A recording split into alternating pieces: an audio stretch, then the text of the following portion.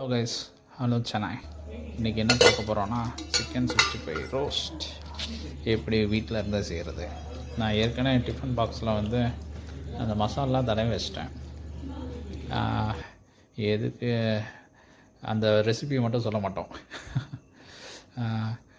ஏன்னா கேஎஃப்சி மாதிரி ஒரு பெரிய பிராண்டாக வர்றது தான் என்னோடய ஃப்யூச்சர் லட்சியம். பார்ப்போம்.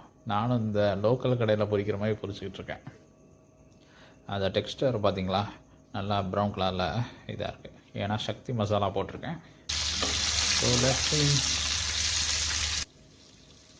கொஞ்சம் க்ளோஸ்அப்பில் காமிக்கிறேன் பாருங்கள்.